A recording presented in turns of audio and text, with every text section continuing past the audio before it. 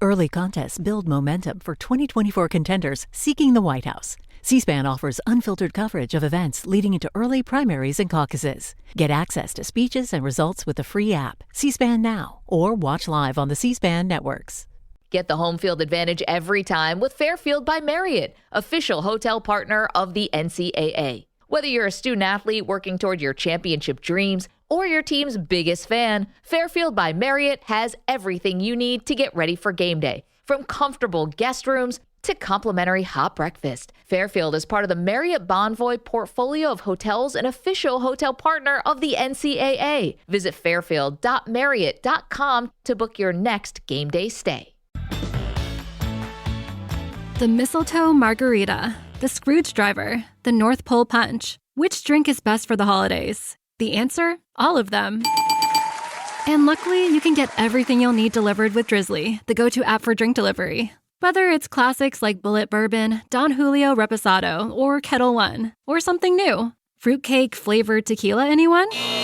Okay, maybe not that, but you can get the drinks you do want to match any holiday festivity on Drizzly. Sending a gift to your family, friend, or coworker? Hosting some friends for an ugly sweater party? Restocking your bar? You name it, and Drizzly has you covered.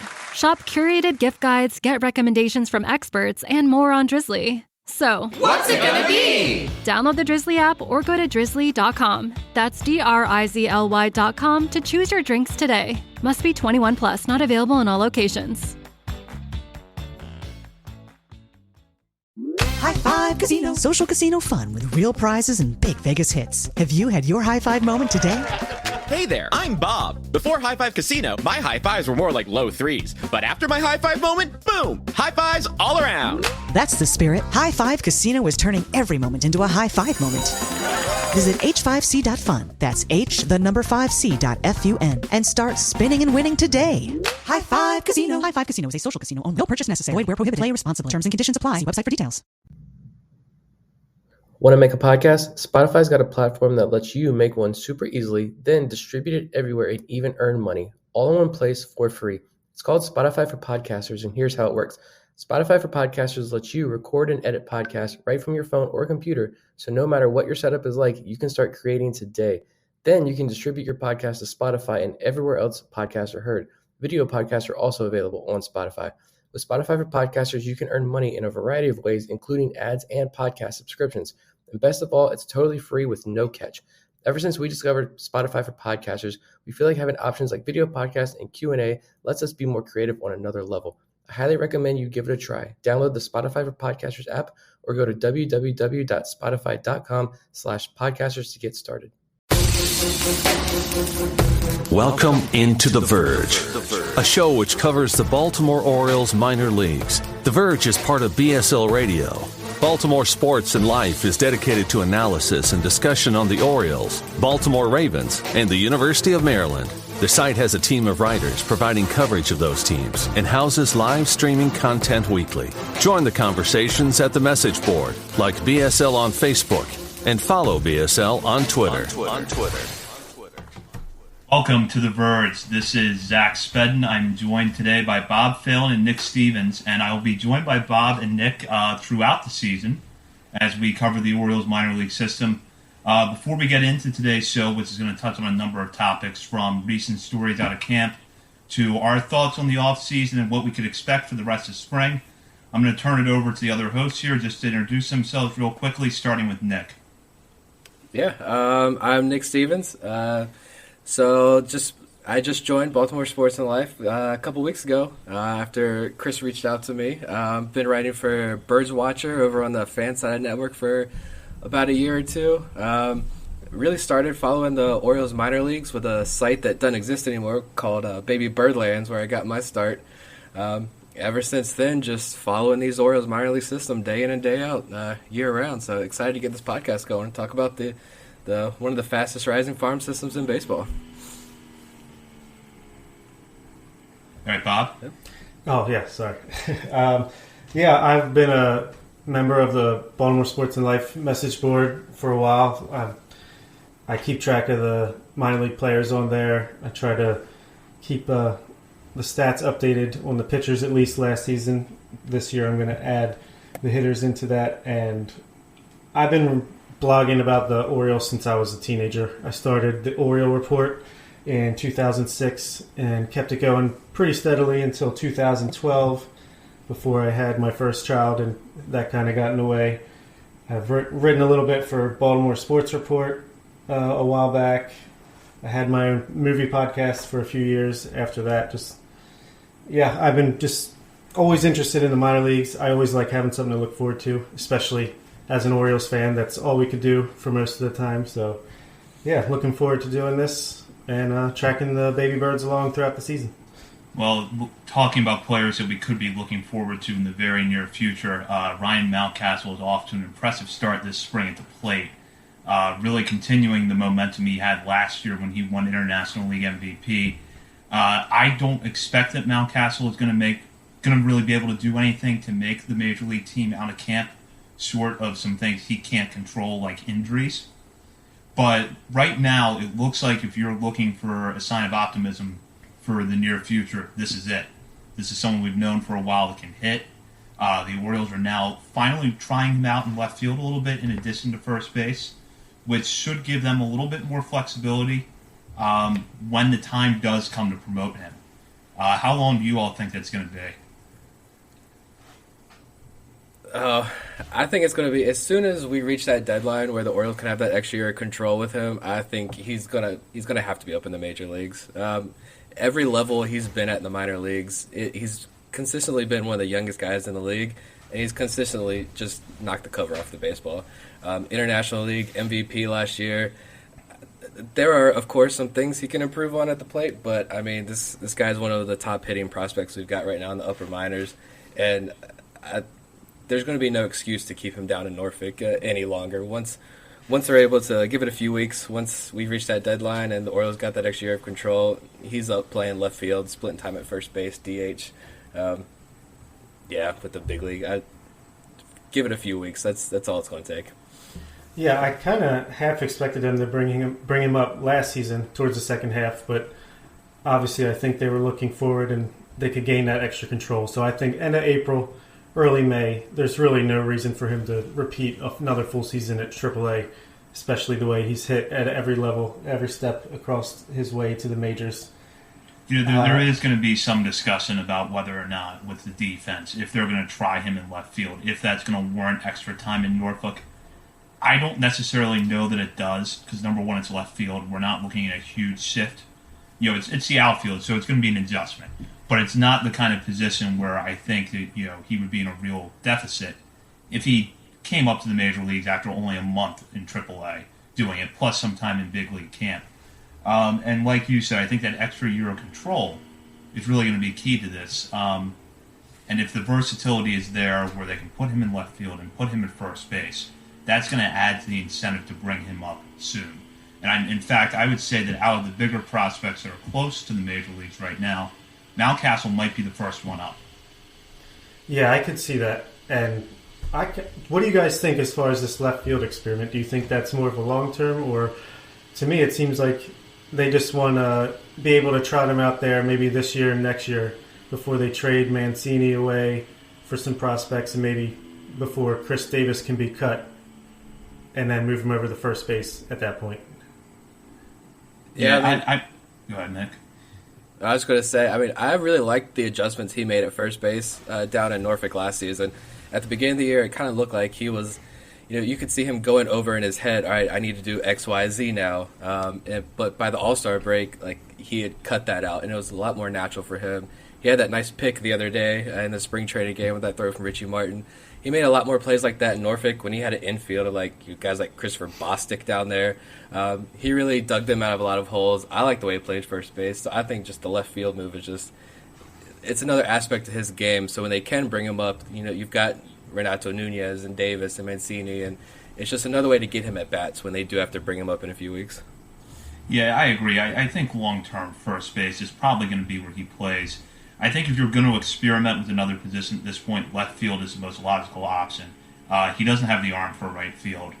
I was not a particularly big fan of his footwork around the bag when he played shortstop, so that's always been the one hesitation I've had with the possibility of putting him at second base. But I think left field, if you're looking at another position for him on the diamond, that's it. Yeah, I know our boss, Chris Sterner, he's all been looking forward to them experimenting with him at second base. And it kind of makes sense because the reason he was moved off of short and third, I thought, was because of his arm. But I guess, as you're saying, the footwork around the base, that could be an issue. Yeah, and that's not something that I will say that I've seen mentioned in a lot of reports, but it was something going back to when Mountcastle, when I first saw him as a shortstop at Del Mar. That was one thing that I saw that gave me a little bit of pause. Otherwise, I've seen Chris's argument for putting him at second, and I do think it has some merit. Could he be sort of the Jeff Kent type player, bat first, not a good glove, but adequate enough if he's hitting, which he should. If Mike Moustakas can do it, can't Ryan Mountcastle? That is true. That Mike Moustakas at second base is not something I ever really thought I would see, let alone have it be lasting, but it's happened. Yeah, exactly. So the other big story this week, there were some cuts yesterday out of camp. Really headlined, I guess, by Ryland Bannon, Alec Lothar, and Alex Wells, who has been dealing with some injury issues in camp, but figures to be part of the near-term plans for the Orioles, potentially as a reliever or a starter later in the season. Any thoughts on the cuts and how those players performed over camp, particularly with Bannon, who looked really strong? Yeah, I think Bannon was the one that shocked me. I know they're still going to bring guys over from minor league camp every day, but I thought they'd give Bannon a few more weeks just because the way he hit when he got promoted to AAA last season, I mean, the kid was on fire. He was up 2-3 weeks last season. He's a guy who I don't think is the long-term answer at third base, but he's someone who can play second base, third base. I don't know if he can play maybe some left field here and there. I'm not entirely sure, but he seems like a guy that could stick as the utility guy up at the major league level, and probably like around the All-Star break, by the middle of the year, he's a guy who I think could reach the major league. So that one was kind of shocking. I don't know what you guys think about Bannon, but he's a guy that after the trade, I wasn't a huge fan of his. But the more that I watched him, especially last year, the more I watched him, the more I got to really like this kid. Yeah, he seems versatile. Seems like even though his pure stats didn't look that great in Bowie last year, I think his WRC plus was actually like 118 or 120, something like that. I think it's more of a pitcher's environment. But yeah, he's versatile. He seems like he could have a role long term as a bench player on the next contending Orioles team. But the one comp I had when I was thinking about Bannon recently was actually former Oriole Ty Wigginton, who carved out a pretty decent major league career as someone never really played one position well enough that you would stick him there full time. But he can move around he can move around. He had some power. I could see Bannon emerging as that type of player. And going back to actually what we were just talking about with Mountcastle, maybe Bannon is that bat first second baseman. The glove is not going to be great there, but if the power continues to come along, I could see him really filling that role, especially if Handler Alberto continues the breakout he had last year and is suddenly a valuable trade chip come July. Yeah, if he can repeat last year, that could definitely be a possibility because Bannon's a guy that could maybe hit you 20 home runs, get on base a little bit, and that's a useful player to have for sure. But I was a little disappointed that Alex Wells, actually maybe the biggest breaking news of this week, he'd rather be known as Alexander Wells now. But I was a little disappointed he didn't get a chance to get into a game, and maybe he still will.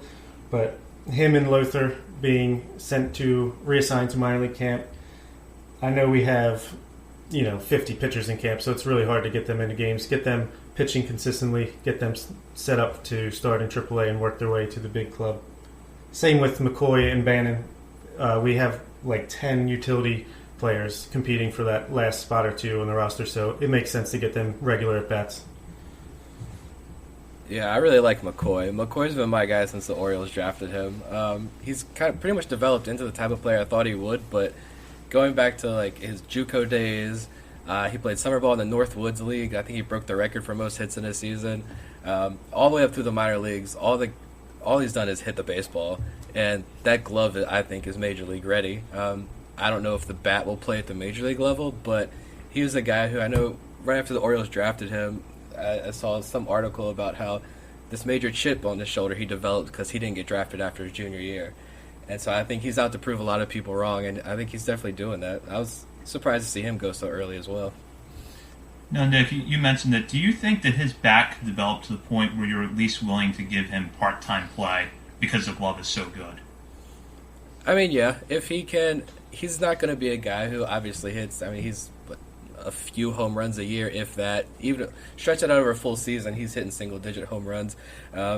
He doesn't even really have like that gap power like a guy like Ryan McKenna or Bannon has, but I think he's still someone that's like that Hanser Alberto type that just hit it where they ain't, get on base, and when it does find the gap, I think he's got like 20, 25 triples in his career. He had double-digit triples, I think, last year, the year before last.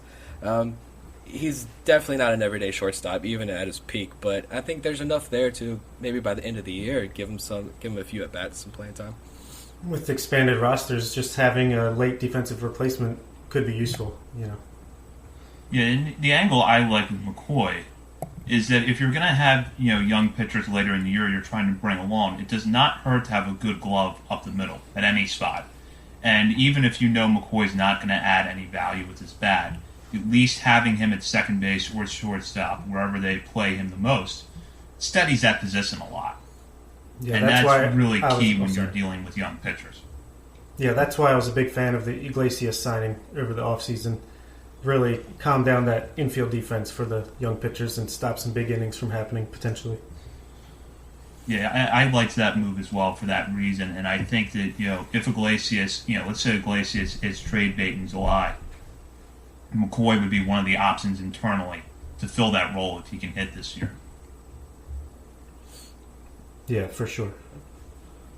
So one thing we did want to discuss today was kind of an overview of the offseason. There was not a lot of significant shifts within the farm system, but we still saw a few things happen, mainly the Jonathan VR and Dylan Bundy trades. Prospects came back in those deals, and we saw the Orioles take Brandon Bailey and Michael Rucker in the Rule 5 draft, the Major League phase of the Rule 5 draft. Both pitchers right now competing for spots in Major League camp. Could be sent back to their previous organizations if they do not make the Major League roster. We'll start with Bailey and Rucker. Both of them right now, as I mentioned, are competing for spots on the Major League roster. Bailey, I feel like, should have an in because he has that background in Houston. And if the Orioles baseball operations regime sees something with Bailey they know from his past that they think they can get him to make certain adjustments, that has to give him a leg up. Yeah, even if he doesn't make the rotation out of the spring, I feel like he's pretty much a lock to be in the bullpen, at least as a long man, swing man, maybe opener type. Yeah, like you said, Elias knows him well from his time in Houston, and it's a little too early to tell as far as results from spring training, if they mean anything ever, but we've only thrown a few innings, but I think he should make the team. Yeah, I mean, you just look at his numbers across his minor league career. He's got a 208 average against, a 1.14 whip. I mean, high strikeout totals at every stop. I haven't seen a lot of him. I went back and watched a couple innings here and there right after they picked him. But, everything you read about him says this 5-pitch mix. None of his pitches really stand out, but they're all, average major league pitches. And with me, that's something to work with right there. I don't see any harm in him keeping him on the roster all year. If he doesn't make the rotation, if you want to use him out of the bullpen, that's fine too. Get him comfortable, but I think there's a lot of potential there with him for sure. And I like what you mentioned, Bob. Try him as an opener. I think that would be a worthwhile experiment during the season. Yeah, why not? I mean, it's not like we have much options as far as, starting pitchers that are going to give us consistent even 5 or 6 innings, so we might need to do that with a few people this year. And we know with the Orioles that what you see from day one with the pitching staff might not hold consistently as pitchers are shuffled up and down, injuries occur, what have you. Hopefully that is not as evident as it has been in the last 2 seasons, but if the Orioles are going to be dealing with issues off and on all year, they're going to have to fine-tune that pitching staff. Yeah. So on the Bundy and VR trades, which were really the only big moves off the Major League roster that brought back prospects, my thoughts, and I'm curious to hear what you both think about this, these felt more like depth move to me get the more pitching depth in the system, particularly lower in the farm system, which helps. I don't want to say it makes up, but it sort of offsets the bat-heavy approach the Orioles took in the first 10 rounds of the draft last year. So you bring in a lot of younger pitchers that are going to be at the lower levels of the system this year, try to work with them, bring them up. Nothing really altering as far as the organization goes, but I think if you're looking to add depth, both of those trades did that.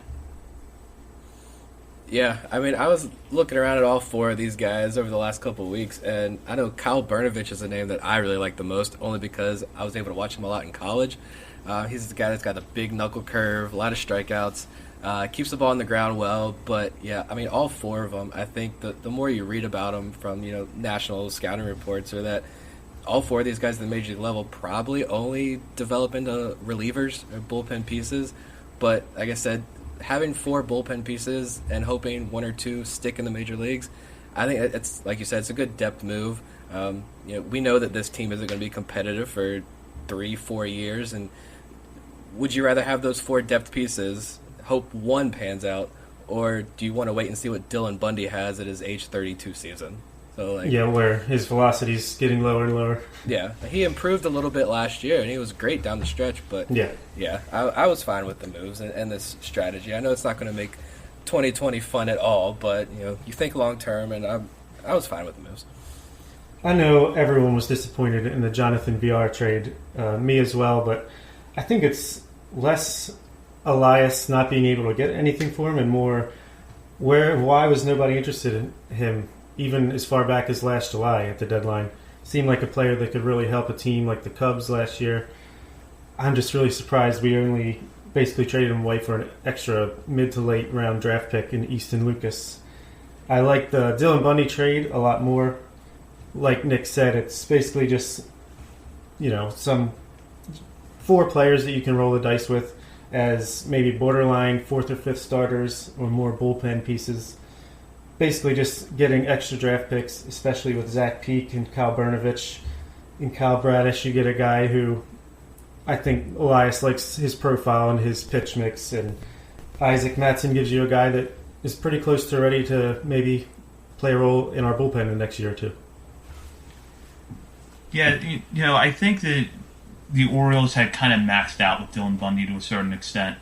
I still think that Dylan Bundy could be a dependable mid-rotation starter somewhere, but I don't think Camden Yards is the right ballpark for him to pitch in. And I have doubts about whether he can navigate the American League East. So I would not be surprised to see some improvements this year with the move to the AL West, the move to Angel Stadium specifically. I think will help him a little bit. And VR, it's interesting you mentioned that, Bob, about them not being able to move him to deadline, because my sense, really going back to the deadline then into the offseason, was that the Orioles, for whatever reason, were not dealing from a position of strength with Jonathan VR. They seemed like they were in a spot where they knew that he was going to, come with a fairly high price tag arbitration, at least relative to the rest of the roster, and that a lot of teams were not going to be willing to be on the hook for that, at least with in terms of prospects. Yeah, that's right. I mean, you make a good point there. I guess with a guy who's going to be earning that much in salary, it's arbitration the next year. It's maybe a guy that teams feel like they can find cheaper in other areas. So one thing we did forget to mention, we were talking about Rule 5 picks earlier. We did not get into Michael Rucker a whole lot. I'm intrigued by this pick. I think that he emerges as a bullpen piece if the Orioles are lucky in the short run. I know he does have some starter experience in the minor leagues, but that seemed to be scaled back a little bit last year. Just looking at some of his numbers, at pretty much every level he pitched in, he was putting up good strikeout totals. We saw that last year, 10.5 strikeout per 9 innings rate between AA and AAA. He gets into a bullpen role, Nick, do you see him as someone that could be in high leverage situations as we get further along in the season? I don't really know with Rucker. I know I've read a lot of good things about the fastball. Haven't really watched a whole lot of him, but just based on the reports of him, possibly he's a guy that steps in. I know other than Hunter Harvey and Michael Givens, the back end of the bullpen is, an area that the Orioles need to focus on. But when I look at Michael Rucker, I think my take on it is that he's a guy that put him on the opening day roster, put him on the 26-man roster, and let him throw some innings. If you want to try him at higher leverage situations, that's great. What do the Orioles have to lose? But for me, keeping Rucker on there, seeing what he has, they used the second-round Rule 5 pick on him, so obviously Michael Elias sees something in him. And I think it allows guys like Dylan Tate, Brandon Klein, got younger bullpen arms to stay down in the minors and not rush them, because we saw flashes from both of those guys. But you can allow these younger arms to stay down in the minor leagues, and if Rucker doesn't work out, doesn't really cost you anything. He goes back to the Cubs. You tried, but they need somebody to step up in those back innings, those high leverage situations. So try him out. Yeah, that would be great if that could happen, but I think you got to start slow, let him earn his way into those positions. Give him mop-up duty early in the season. If he earns your trust a little bit more, give him some middle innings and so on and so forth. A guy I'd really like to see step up this year in some late high-leverage situations is Tanner Scott, but time remains to be seen if he will be able to do that. I have been waiting for a while for Tanner Scott to turn that corner with his command, just because that when he does, it's going to click, and it's going to be Zach Britton 2.0. Just that velocity from the left side would be huge for the Orioles, and to see Scott do that this year would make 2020 a lot more interesting. But, the command issues he's had, so they're really going to have to ease him in.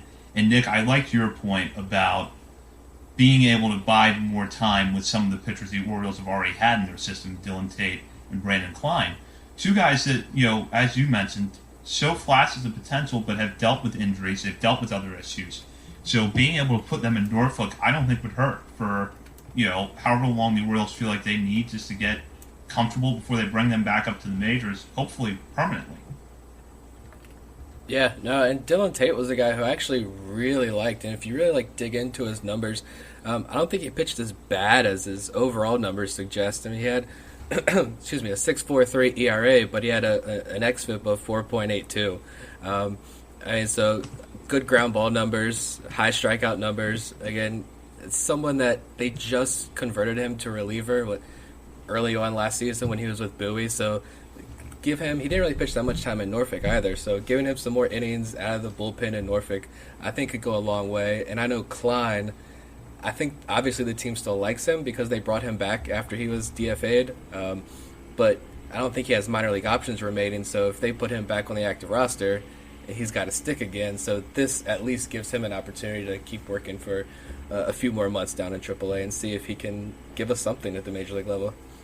Yeah, those are good points. And Dylan Tate, if you look at his numbers last year, once he moved to the bullpen, he was pretty dominant, especially at AA Bowie. So I'd like to see him continue along those lines. Yeah, I think that both pitchers have shown a lot of potential, and anything you can do to give them time to develop will help. And then you could start to see where maybe they factor into the bullpen plans in the relatively near future. And Zach Pop, once he is healthy again, is someone that I expect will be in the picture maybe for 2021 at some point.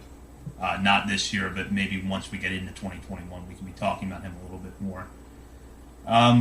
So the Orioles, we've talked about some of the moves they made in the offseason, really part of the broader overhaul of this farm system that has been going back to July 2018 with the moves that the Orioles made under Dan Duquette at the time to start rebuilding.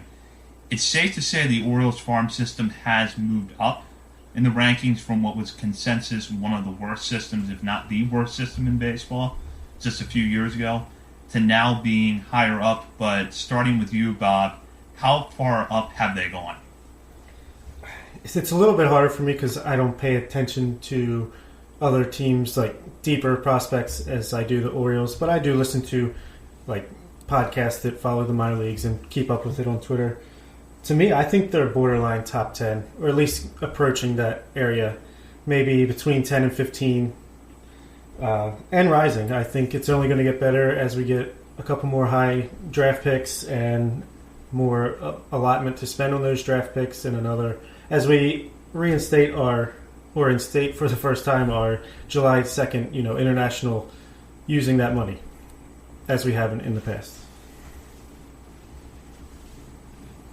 Yeah, I mean, I'd have to agree. I think it's not quite at the level, I don't think, of teams like like Detroit, Minnesota, Miami, who I think rank around the same area as the Orioles. But, I mean, 10 to 15, I know a lot of Baseball America has them ranked at 12. I know, Bob, you had said Keith Law released his rankings and had the Orioles at like 24, which, okay, whatever. Yeah. It's definitely one of the fastest rising minor league systems in baseball. And depending on the list you look at, you got 4 guys in the top 100 with Rutschman, D.L. Hall, Grayson Rodriguez, and Ryan Mountcastle. And, if D.L. Hall didn't have his control issues, how much higher would he rank on these lists? If every conversation around Ryan Mountcastle didn't involve his defense, how much higher would he rank? And the system's deeper than it's been in a very long time. It's got some elite prospects at the very top of the list. And another draft, a J2 class, finally, will definitely push this organization into the top 10 ranking for sure. And our top 3 prospects will not be graduating. They still will have their prospect status a year from now, maybe 2. So, yeah, I could see D.L. Hall really moving up the list this year if he can get his control in order. And another guy that I would not rule out making a top 100 list, if not ahead of next year, but maybe the year after that, is Gunnar Henderson. Just based on the reports you hear about his bat. And then his defense, I go back to when Ryan Mountcastle was drafted. Another power-hitting shortstop, bigger shortstop, might grow out of the position. Where Mountcastle was going to end up on defense always seemed to be an open question. Whereas with Henderson, there are some reports that say he could stick at shortstop, but if he doesn't stick it short, the skill set is there for him to play a pretty good third base. So if he can get off, if he can have a big 2020, depending on where he goes, I expect him to move up. Whoever the Orioles draft number 2 overall, I expect is going to be a top 100 prospect. I think that's pretty much going to be a lock. And then, as you mentioned, Bob, D.L. Hall, Grayson Rodriguez, Adley Rutschman, they're not going to graduate this year. As long as they maintain the status quo, they'll be on the top 100 list again next year. So I think in 2021, at least right now, it could be reasonably expected that this time next year we're talking about the Orioles as a top 10 system. I don't think they're there yet. They're more in the mid-tier for me, right around 15. But I think that getting within that top 10 within the next 12 months is a pretty reasonable proposition.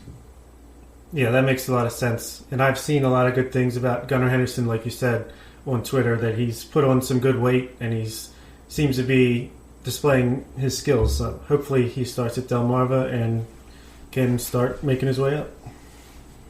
Yeah, I think you look at last year's draft class, too. You look at the pitching numbers that those guys put up were just ridiculous across the board for every single pitcher that the Orioles took up and down the draft. So I'm anxious to see what those guys like Kyle Stowers, an outfielder, Zach Watson, some of those guys, I'm anxious to see how they perform in their first full year in the system. And so maybe next year with the draft, we're going to get another top 100 prospect. We're going to get those first 2-round picks are going to be elite prospects, but I think next year, hopefully, we start to see a lot of those 2019 draft picks really step up, and so we say this system is has even more depth next year too to it.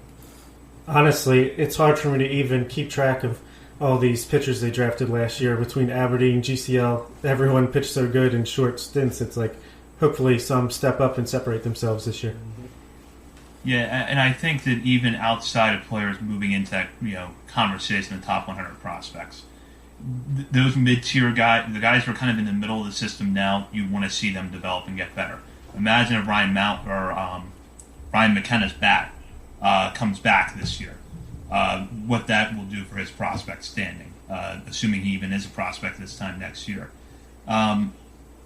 Michael Ballman is another one that I think about. With his mix of pitches, if things really click for him at the higher levels in the minor leagues this year, you're talking about a guy that's going to move up the organization rankings pretty considerably going into 2021, assuming he does not graduate at the major league level this year, which I don't think he will.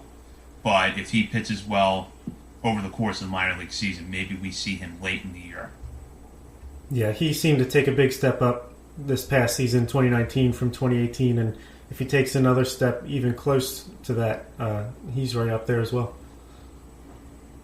So one thing I should mention on a coming show, perhaps next week or the week after, we have compiled a top 30 prospect list. I believe, Bob, you've actually been putting that in that aggregate form for us? Yeah, we each came up with our own top 30, and I put them in a spreadsheet and did some math and tiebreakers to do our cumulative rankings for the podcast. So, yeah, we can go over that, and it should be interesting. Yeah, there was not much dissent among the three of us when it came to really the top 5 players in the system. I think we were pretty universal there. But once it moved further down the list is where things got interesting. So we'll be able to talk about that on a future show. We'll also be talking a lot about how things are progressing in spring training. Some of the players we're going to keep an eye on. And the last player I think we really want to focus on for today is Austin Hayes. This is someone who we expect is going to be an everyday player this year as long as he stays healthy, which has been a big question mark throughout his career. But what are some of the thoughts you're seeing? I'll start with you, Nick, on what Hayes did with the Orioles late last year and how that's carried over into spring training. Yeah, I think it's just getting regular at-bats and him staying healthy. I mean, I don't know if he's the answer down the road for a starting center field job, personally, but he's definitely shown that he's an explosive player. I do think he's a guy that, because he came to the pros so quickly, and then it was injuries cost him the last 2+ seasons. I think he's a guy that suffers a lot from like prospect fatigue. He's a name that we've heard so often for so long, and I think a lot of people that follow the system maybe forget just how good of a player he is. On the base pass, with his defense, with the bat, his power bat, doubles guy. I'm excited to see what he can do over a full season, but I think as long as he stays healthy and the Orioles have themselves a starting center fielder this year, it's just going to create this ripple effect of positives down the rest of the lineup. And I like what I see from Austin Hayes, and you just pray that he stays healthy because the kid deserves it. Yeah, I mean, coming into 2019 last year, I did not know he had it in him to play a respectable center field, but the front office clearly saw something in him that made him put him out there, and he did a good job. He was making highlight reel catches, and even yesterday, I think, in spring training, or the other day, he had like 2 or 3 spectacular plays out there. But like Nick said, it's all about health with Austin Hayes. He's just got to stay on the field. He doesn't want to be the next Nolan Reimold for the Orioles, even though I think his injuries come from just playing so hard rather than just being fragile. But, I mean, he's a guy that can give you 20, 25 home runs, hit for a decent average. Seems to be walking more often lately, but I don't know if that's just going to carry over into the season. But, yeah, he's just a solid player to have in the middle of your lineup long term. Yeah, I agree with Nick. I don't know if, looking way ahead, if he's actually the answer in center field. But at the very least this year, he could stabilize that position. It was kind of a revolving door last year. And I think just having him healthy, number one. But then, we start to see that production really click. At worst, he stabilizes center field. So you're able to take Anthony Santander, stick him in the corner all season, which is what I'd hoped the Orioles would be able to do last year. And maybe that has some positive effects. Stevie Wilkerson continues to play around the diamond. That helps. But I think that Hayes, if he's healthy, really could click this year and could kind of be the first, not the first big piece, but really one of the first outcomes of this rebuild that we start to see at the major league level, where you're seeing some positive results. Him and Ryan Mountcastle, for me, are really those two guys. Yeah, it's a big year for them, for sure. Yeah, and a guy I don't think we've talked about, Yusniel Diaz.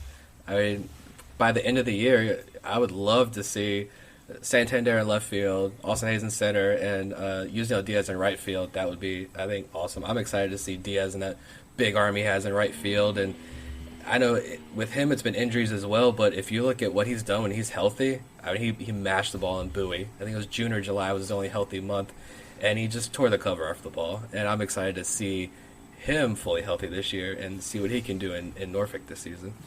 Yeah, he's already... Oh. Go ahead, Bob. I was just going to say, he already had a minor shoulder injury this spring, so hopefully that heals up. And yeah, when he's healthy, he's an exciting player to watch. And I actually think he's become a little underrated in the Orioles system over the past year. Oh, I agree. And I don't know if it's what Nick talked about with Austin Hayes, where it's prospect fatigue creeping into a certain extent, because Diaz has been talked about really going back to his days at the Dodgers, or if it's just because of his health. We're not paying as much attention to him, but I feel like he has kind of been taken for granted a little bit. And I think if he is healthy this year, you start to see him really talked about as someone that could be not just a near-term solution, but again, part of the rebuild. So hopefully we see him healthy and we see Austin Hayes healthy. And if Diaz is healthy, you're probably looking at him making it to Baltimore at some point later in the season. Yeah, exciting times. Better than last year. Yep, I agree. All right, so I think that about does it for us on this episode. Thank you for joining us. We'll be back every week just about to talk about the minor leagues throughout the season. So for Nick and Bob, this is Zach Spedden. Thank you for listening to The Verge. Why don't more infant formula companies use organic, grass-fed whole milk instead of skim? Why don't more infant formula companies use the latest breast milk science? Why don't more infant formula companies run their own clinical trials? Why don't more infant formula companies use more of the proteins found in breast milk? Why don't more infant formula companies have their own factories instead of outsourcing their manufacturing? We wondered the same thing. So we made ByHeart, an infant formula company on a mission to get a lot closer to the most superfood on the planet, breast milk. Our patented protein blend has more of the important and most abundant proteins actually found in breast milk. We're the first and only U.S.-made formula to use organic, grass-fed whole milk, not skim.